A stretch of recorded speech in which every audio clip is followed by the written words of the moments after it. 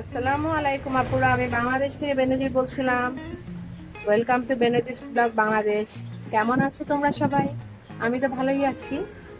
আমি এই মুহূর্তে আমার ভাবির বাসায় আছি, বনানীতে। আজকে তোমাদের সাথে অনেক মজার একটা হালুয়া শেয়ার করব, রেসিপি। আমার ভাবির হাতের কাঁঠালের বিচির হালুয়া। তোমরা সবাই আমার সাথে থাকবে। কাঁঠালের বিচির হালুয়া করে থাকে আমার ভাবি। কাঁঠালের বিচিটা সিদ্ধ দিয়েছিল, তারপরে খোসাটা ফেলে দিয়েছে, তারপরে ভিতরে একটা লাল ইয়ে থাকে কাঁঠালের বিচির চামড়া, সেটা ফেলে দিয়েছে। তারপরে ব্লেন্ডারে সামান্য পানি দিয়ে, নালে এটা তো একদম শুকনা শুকনা হয়ে যাবে, সামান্য পানি দিয়ে ব্লেন্ড করে নিয়েছে কাঁঠালের বিচিটা। তোমরা সবাই আমাদের সাথেই থাকবে। কাঁঠালের বিচির হালুয়া রান্নার রেসিপি দেওয়া হবে এবং কিভাবে রান্না করা হবে সেটাও দেখানো হবে।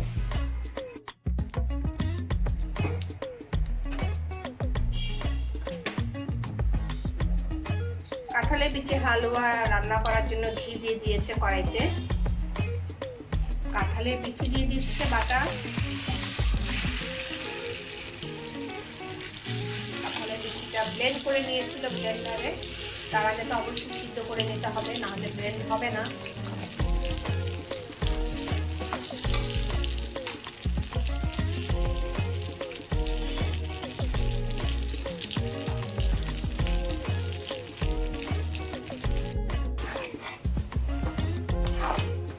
কাঁঠালের বিচির হালুয়া রান্না করা হচ্ছে, ঘির ভিতরে ভুনে নিচ্ছে কাঁঠালের বিচি।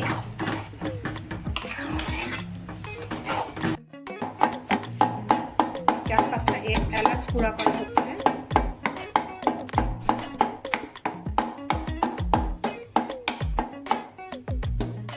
এলাচ গুঁড়া করে দিয়েছে কাঁঠালের বিচিতে রান্না করার জন্য। প্রথমে ঘি দিয়েছে, তারপরে হালুয়াটাকে একটু ভুনে নিয়েছে, তারপরে এলাচ গুঁড়া করে দিয়েছে, চিনি দিচ্ছে। চিনিটা আসলে মিষ্টিটা যার যার আন্দাজ মতন। চিনিটা একটু বেশি লাগবে, কারণ কাঁঠালের বিচি তো, সেই জন্য একটু চিনিটা লাগে যাতে মিষ্টিটা ভালোভাবে হয়ে যায়, সেই জন্য।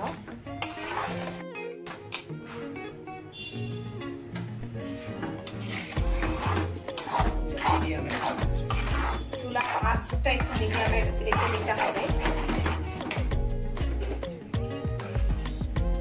আর একটু চিনি দেওয়া হচ্ছে, কারণ আসলে মিষ্টি তো কম বেশি এটা দেখে নেওয়া ভালো। আর কেউ হয়তো অনেকে খুব ভালোই মিষ্টি খেয়ে থাকে, সে তার আন্দাজ মতো চিনি দিবে।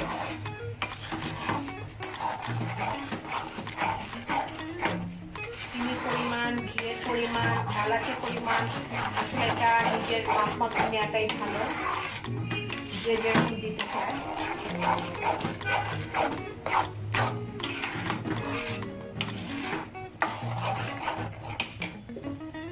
প্রথমে ঘি দিয়েছে, তারপরে কাঁঠালের বিচি দিল, সেটাতে ভুনে নিয়েছে, তারপরে এলাচ গুঁড়া দিল, তারপরে চিনি দিয়েছে।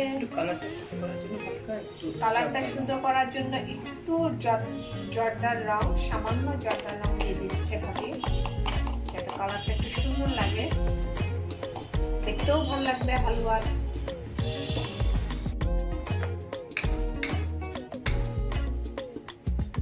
খুব সুন্দর একটা স্মেল বের হয়েছে।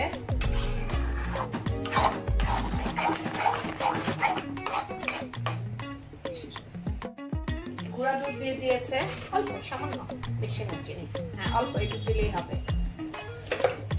গুঁড়া দুধ দিয়ে দিয়েছে। হালুয়াটা খুবই মজার হবে দেখে মনে হচ্ছে।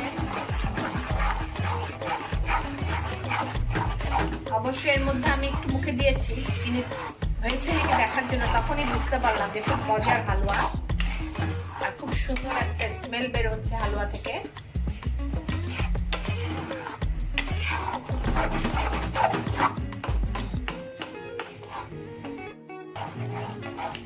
চিনিটা টানা পর্যন্ত আসলে এটা অল্প জলে, বুটের হালুয়ার মতো, বুটের হালুয়া যেরকম অল্প জলে করতে হয়, এটাও সেরকম চিনিটা টানা না পর্যন্ত করতে হবে।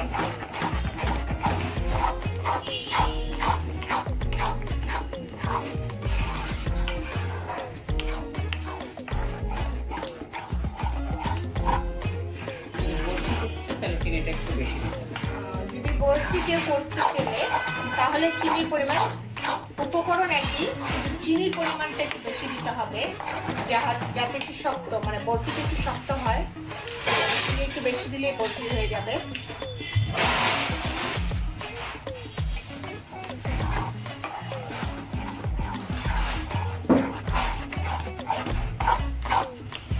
আমি ফার্স্ট টাইম কাঁঠালের বিচির হালুয়া খাচ্ছি, কারণ আমি কখনোই খাইনি।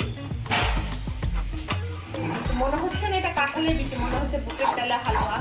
এত সুন্দর রং হয়েছে এবং টেস্টটা একদম হালুয়ার মতো। মানে কেউ যদি না বলে আমরা এটা কাঁঠালের বিচি হালুয়া, কেউ বুঝবে না, মনে করবে হালুয়া খাচ্ছি, বুটের ডালের হালুয়া, এটাই মনে করবে।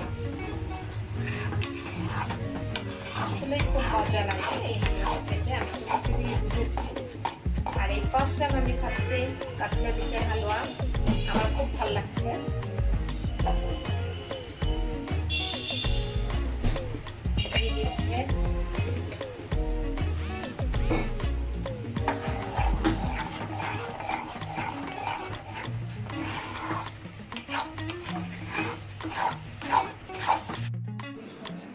হয়ে গেল ভাবির হাতের কাঁঠালের বিচির হালুয়া। খুব ইয়াম্মি ইয়াম্মি লাগছে, যেরকম খেতেও সেরকমই মজা লাগবে। তোমাদের সাথে কাঁঠালের বিচির হালুয়া শেয়ার করছি আমার ভাবির হাতের। এই ভিডিওটা যদি ভালো লেগে থাকে তাহলে অবশ্যই তোমরা লাইক দিবে, কমেন্ট করবে, শেয়ার করবে এবং সাবস্ক্রাইব করবে। আজ এই পর্যন্তই।